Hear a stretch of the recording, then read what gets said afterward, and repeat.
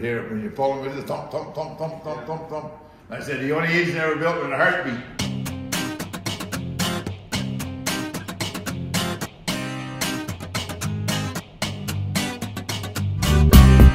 This is a bit of a rarity engine. It's built by Cummins. Started in 1960 and then built through to about close to the end of 1980, somewhere around 87, 88.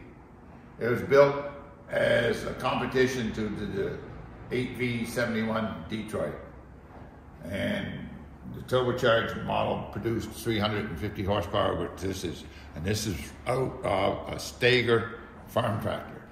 And the matter of fact, the owner for it is just coming through the door now, because he's picking it up to take back to Nova Scotia. A little bit of a peculiarity of an engine is the V8, which is very uncommon for Cummins. And this must be the owner right here. Yeah. Stephen, hello. He takes some pictures of it. This is my daughter, Teresa. Hi, how are you doing? Videos. Working on his never retiring plan. So she just takes some pictures here now. Yeah, because this is an interesting engine. Yeah. We had it completely stripped and we replaced all the internal components on it, except for the crankshaft and camshaft. They were good. And we built the heads, injectors, fuel pump, turbocharger, new pistons, and all the bearings. Not that many were built. A lot of it was built for the Marines application, and also for the U.S. military. Used a lot of them.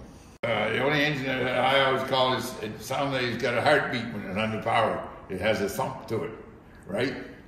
Here, when you pull them with the thump, thump, thump, thump, thump, thump, thump. I said, the only engine ever built with a heartbeat.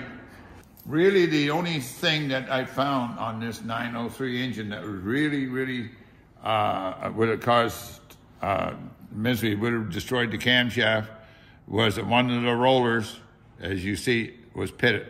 Everything else was not that bad, even though it had a lot of running on it, many years, but that was the only thing that really would have caused serious problems. This bell housing is a #1 bell, which is 20 inches. Yeah. This is a #2 bell, and it's only 17 inches.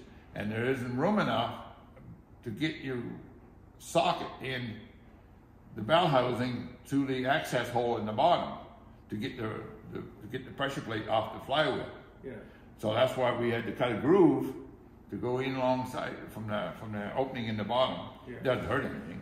And so we get the bolts out of the pressure plate off to get it off the flywheel, in order to take because the bearing would not come off the input shaft. Yeah. The pilot bearing that's in the flywheel had seized on the input shaft of the transmission. Therefore, we could not get the transmission off the engine until we unbolted the pressure plate off the flywheel. So you tried to do it, yeah. And what happened? It wouldn't come off. They couldn't, because we couldn't figure out why the transmission was. So we just left the transmission on it and brought it to him. Said he'll figure it out. Yeah. What we do? So did you get that heartbeat sound when it wasn't working? No, you get it anyway. No, it ran perfect. Oh. But he thought he'd better get it done before it did cause serious. Something happened to it. Oh. This was just a pre-maintenance. It's a preventive maintenance program. Oh, good. You get to the problem before the problem gets to you. How'd you know there was going to be a problem? I didn't. But number of hours on age. I did not want to wait until plant time and pull in the field and the motor blows off, but yeah, then we'd be in trouble. Right. So before we, back here for you. Yeah, I know.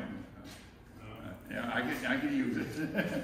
You're not going to get away without paying me. Okay. Here, I've got to check, Dad. I've got to check.